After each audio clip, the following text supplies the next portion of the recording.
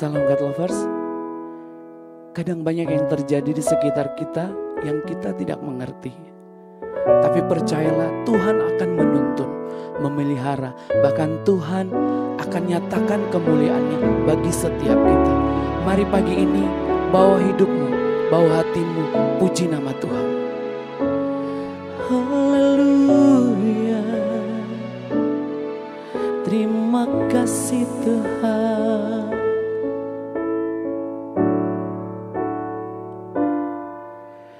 Tanda-tanda telah nyata, hujan akhir telah tiba. Allah sedang melawat umatnya.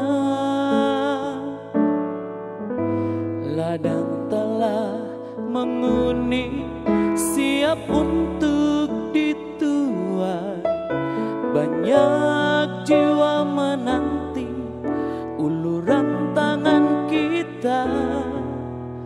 Tuailah, tuailah sekarang, nyatakan kemuliaannya pada segala bangsa.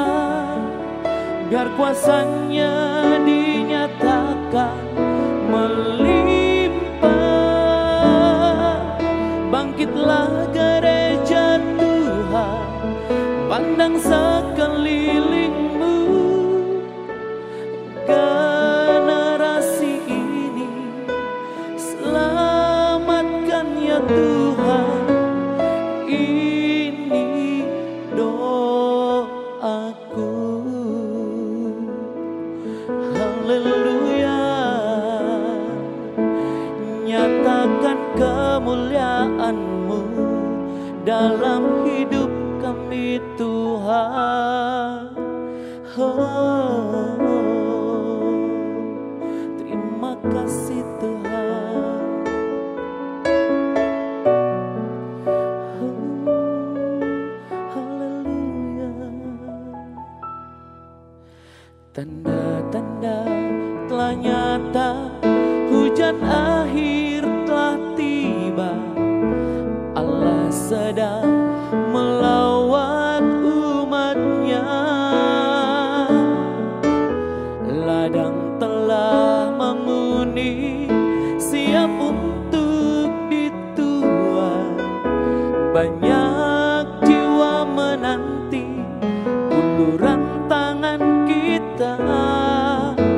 Tuailah, tuailah sekarang, nyatakan kemuliaannya pada segala bangsa. Biar kuasanya dinyatakan melimpah. Bangkitlah gereja Tuhan, pandang sekelilingmu. Generasi ini selamatkan ya Tuhan. Ini doaku. Nyatakan kemuliaannya pada segala bangsa. Biar kuasanya dinyatakan melimpah. Bangkitlah gereja Tuhan, pandang sekelilingmu. Generasi ini selamatkan ya Tuhan. Ini doaku. Ini doaku. Salam God Lover, bertemu kembali dalam program Word from Heaven. Kemarin kita telah berbicara tentang nafsu seksual yang membahayakan dan menghancurkan. Dan hari ini kita akan berbicara tentang nafsu kemarahan. Marah itu kan sesuatu yang lumrah. Semua orang bisa marah. Betul. Tetapi firman Tuhan mengingatkan yang tercantum di dalam Efesus 4 ayat 26. Di sini dikatakan, Apabila kamu menjadi marah, janganlah kamu berbuat dosa.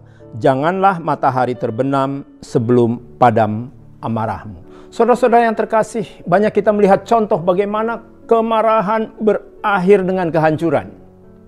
Sebuah rumah tangga, oleh karena satu dan lain hal, suami marah kepada istri, istri pun marah kepada suami, akhirnya bertengkar dari mulai hal yang kecil yang pada akhirnya keluarlah kata-kata, kita cerai. Nah, ini banyak sekali.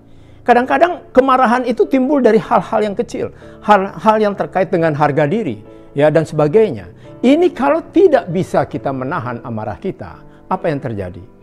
Kehancuran. Saudara-saudara yang terkasih, kenapa sih kita marah? Kemarahan kita sebenarnya sederhana penyebabnya. Karena keinginan kita yang tidak bisa dipenuhi oleh pihak lain. Sehingga kita marah. Kita merasa tersakiti dan kita menginginkan orang lain juga ikut sakit. Makanya kita marah kepada orang lain. Supaya orang lain merasakan juga kekecewaan kita. Nah, apakah hal ini kita biarkan? Kalau kemarahan itu jelas-jelas akan menghancurkan saudara-saudara. Di sini dikatakan, marah boleh. Tapi jangan sampai matahari terbenam. Artinya apa? Sebelum matahari terbenam, kemarahan kita sudah kita netralisir. Memang tidak mudah, saya tahu. Tetapi sekali lagi, firman Tuhan mengingatkan bahwa apapun yang terjadi di dalam kehidupan kita, firman Tuhan akan membimbing kita. Nah, saudara-saudara, apa sih yang berbahaya dari kemarahan itu? Saudara, kemarahan kalau tidak bisa kita kuasai, kalau kita tidak bisa meredakan kemarahan ini akan berakhir penyesalan yang tidak akan bisa diulangi lagi. Banyak kejadian, ya paling tidak ya, kita lihat beberapa waktu yang lalu bagaimana seseorang menembak orang lain karena istrinya diselingkuhi. Itu karena kemarahan yang tidak bisa tahan. Akhirnya menyesal, tapi bisa mengembalikan? Tidak bisa. Dan banyak hal, perceraian yang seperti saya katakan tadi, yang terjadi karena kemarahan suami dan istri yang tidak tahan, yang pada akhirnya kata-kata keluar cerai. Dan pada akhirnya mungkin terjadi kekerasan dalam rumah tangga. Dan kalau kekerasan rumah tangga terjadi, biasanya saling melaporkan dan berakhir juga dengan perceraian.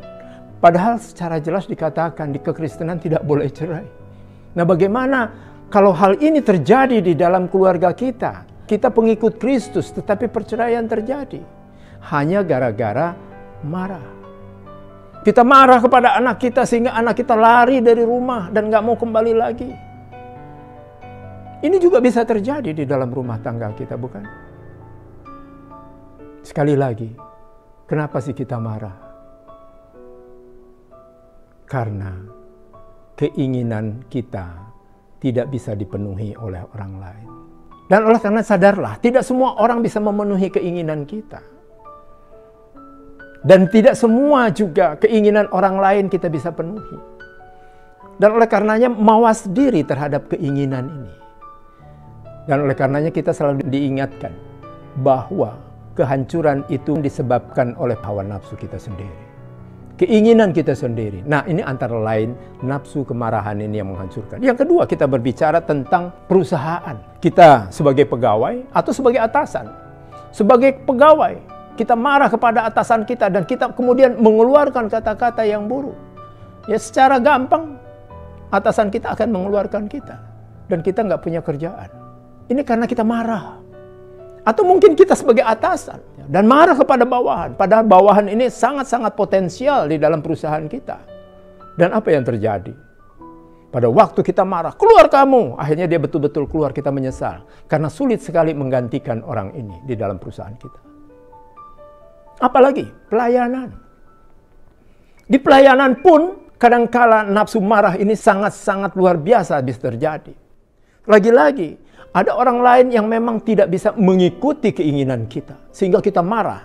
Dan kita tidak bisa mengontrol kemarahan kita. Sehingga kadang-kadang kita mengeluarkan kata-kata kasar yang menyinggung perasaan dia. Ya, padahal ini bicara tentang pelayanan.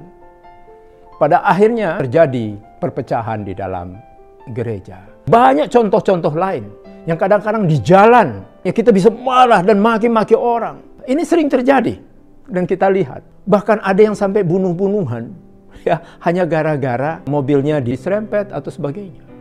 Sadarlah kita bahwa kemarahan ini bisa menghancurkan. Nah, saudara-saudara, kita diingatkan kembali oleh firman Tuhan ya bahwa kita boleh marah.